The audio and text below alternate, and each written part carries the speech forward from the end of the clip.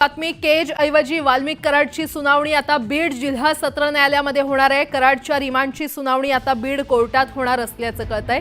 सीआयडीने केलेला अर्ज केज कोर्टाने स्वीकारलाय।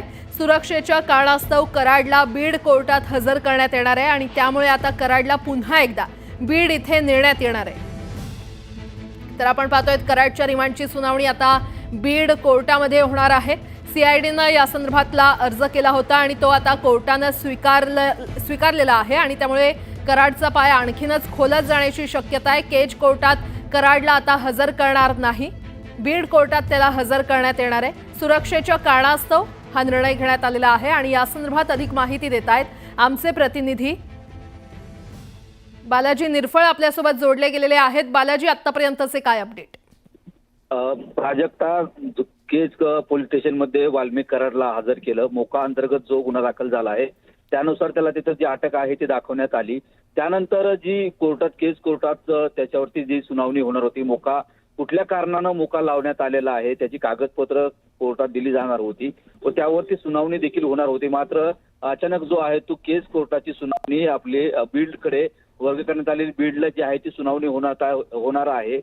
बीडकडे मोका कोर्टाचं जे आहे ती समिती गठीत करून त्याचं बेंच जे आहे ती असल्यानं करावं लागणार आहे, त्याची समिती गठीत करावी लागणार आहे मोका कोर्टाची आणि त्यावरती जी आहे ती मोक्याच्या प्रकरणाची सुनावणी बीडमध्ये होणार आहे आणि त्यामुळे जे आहे ते केज कोर्टातली सुनावणी रद्द करून आता ती बीडकडे वर्ग करण्यात आलेली आहे। दुसरं प्राजक्ता एक बघितलं तर सुरक्षेचं कारण जे आहे ते सांगितलं जात आहे की जी सुरक्षा व्यवस्था आहे ती सकाळपासून अगदी कडक केली जात होती पोलिसांकडनं आणि या सुरक्षेचं कारण देखील दिलं जात होतं की वाल्मिक कराडला देखील याच्यातून धोका असू शकतो असं सांगितलं जात होतं। आणि याच्यामध्ये जर बघितलं तर त्यांच्याही समर्थकांनी जे आहे ते परळीमध्ये ज्या पद्धतीने आंदोलनाचा इशारा दिला होता त्या आंदोलनामुळे सुद्धा सुरक्षा व्यवस्था जी आहे ती कडक ठेवण्यात आली होती आणि वाल्मिक कराड याला जिथं मोक्यामध्ये अटक दाखवल्यानंतर केज पोलीस स्टेशनला केज कोर्टात हजर करणं गरजेचं होतं। मात्र केज कोर्टात हजर न करता जे आहे ते बीडकडे आता त्याला पोलीस घेऊन जात आहेत। बीडमध्ये आता पुढील सुनावणी मोक्याची होणार आहे। मोका कुठल्या कारणास्तव वाल्मिक कराड याच्यावरती लागलेला आहे। काल आपल्याला माहिती केज कोर्टात त्याला हजर केल्यानंतर केज कोर्टानं खंडणीच्या प्रकरणात 14 दिवसाची कोठडी संपल्यानंतर न्यायालयीन कोठडी सुनावली होती। मात्र एसआयटीनं जे आहे ते पत्र दिलं, त्याच्यामध्ये मोका लावल्याचं काल त्यांना सांगितलं।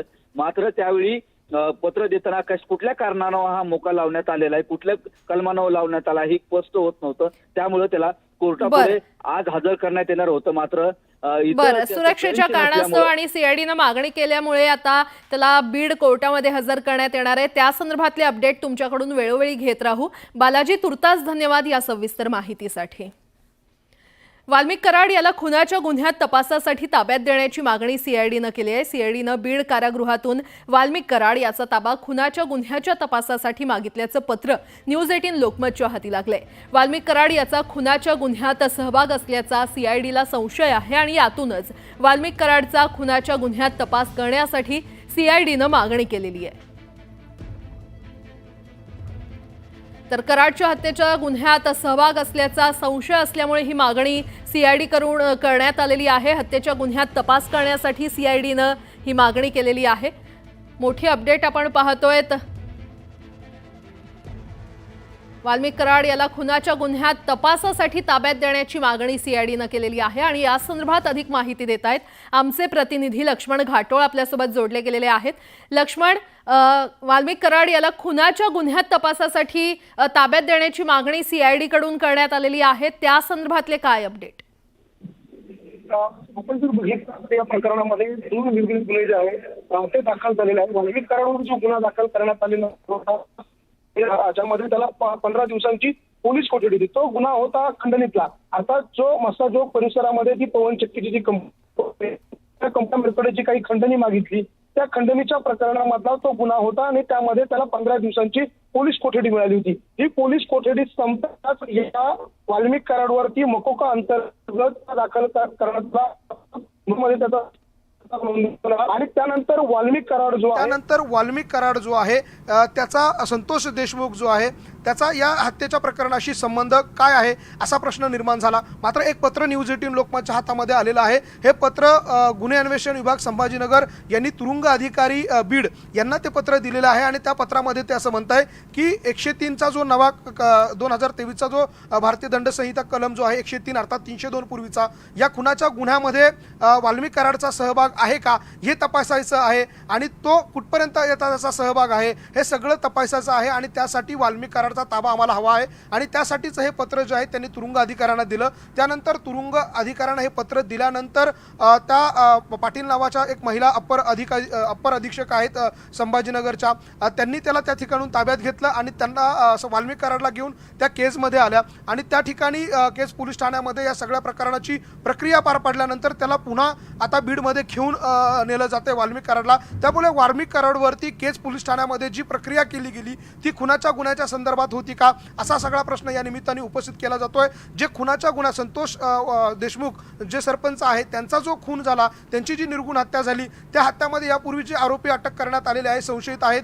त्या संशयितांमध्ये वाल्मिक कराड हा आणखी एक आरोपीचा त्यामध्ये समावेश करण्यात आले का हे देखील यामधून स्पष्ट होणार आहे। मात्र या पत्रातून एक गोष्ट स्पष्ट आहे की वाल्मिक कराडचा तपास जो आहे तो खुनाच्या गुन्ह्यामध्ये करायचा आहे आणि त्या सगळ्याच अनुषंगाने हे पत्र जे आहे ते देण्यात आलेलं होतं। त्यामुळे आता CID जे पथक आहे ते आता देखील या ताफ्यामध्ये आपल्याबरोबर आहे। मी पुन्हा आपल्याला हा ताफा दाखवणार आहे ज्यामधून वाल्मिक कराडला नेलं जातंय। आपले व्हिडिओ जर्नलिस्ट खुशाल पाटील मी यांना विनंती करतो की हा ताफा दाखवायचा आहे आणि या ताफ्यामध्येच हे अधिकारी देखील आहे ज्यांना वाल्मिक कराडचा ताबा हवा आहे।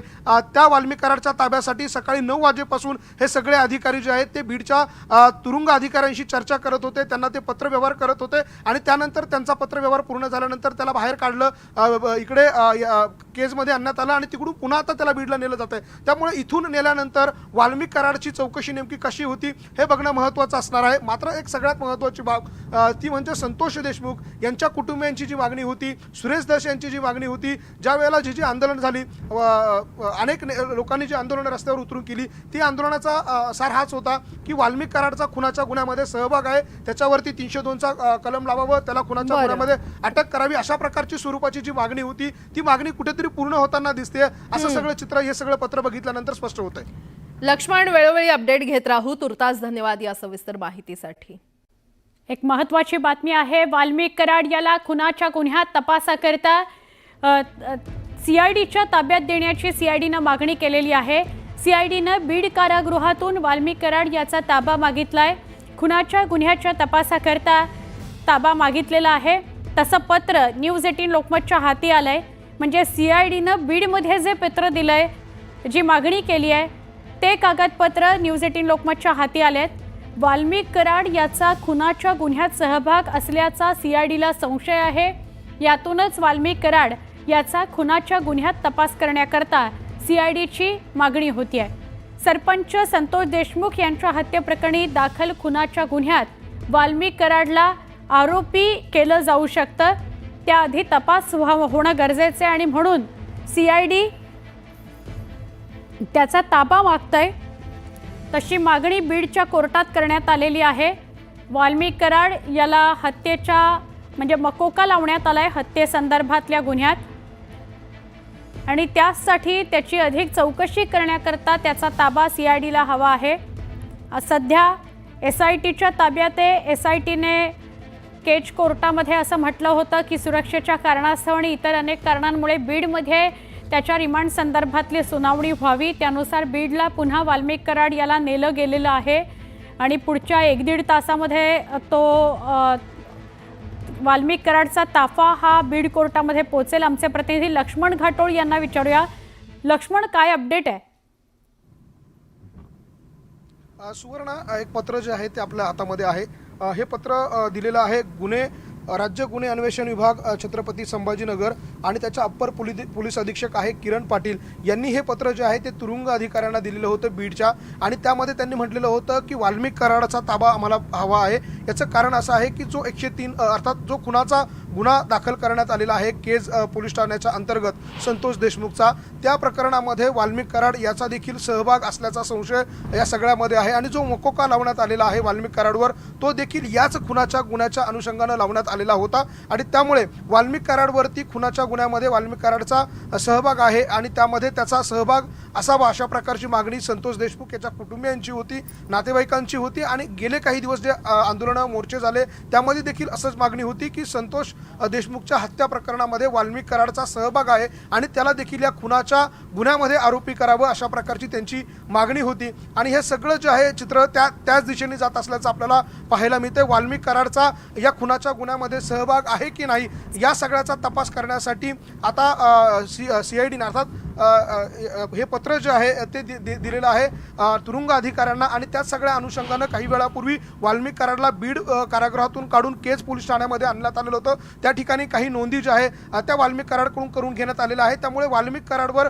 खुनाचा गुन्हा जो आहे अर्थात खुनाच्या गुन्ह्यामध्ये आतापर्यंत संतोष देशमुखच्या हत्येचा जो खुनाचा गुन्हा आहे त्यामध्ये जे आतापर्यंत आरोपी करण्यात आलेले होते त्या आरोपींमध्ये वाल्मिक कराडचा देखील सहभाग होऊ शकतो अशा प्रकारची माहिती आहे आणि वाल्मिक कराड देखील या खुनाच्या गुन्ह्यामध्ये आरोपी म्हणून असेल अशा प्रकारची या पत्राचा एकूणच सार जो आहे तो आपल्याला पाहायला मिळतोय। त्यामुळे आता काही वेळापूर्वी ज्या वेळेला केसमध्ये पोलीस ठाण्यामध्ये वाल्मिक कराडला नेण्यात आलं त्यावेळेला वाल्मिक कराडचा थेट सहभाग म्हणून त्याच्यावरती खुनाचा गुन्हा जो आहे तो नोंदवण्यात आलेला आहे का हे आता पुढच्या काही वेळा स्पष्ट होईल। मात्र या पत्रातून ही गोष्ट स्पष्ट आहे की वाल्मिक कराड याचा खुनाच्या गुन्ह्यामध्ये सहभाग आहे आणि याच अनुषंगाने आता पोलीस आणि CID जी आहे ती तपास करणार।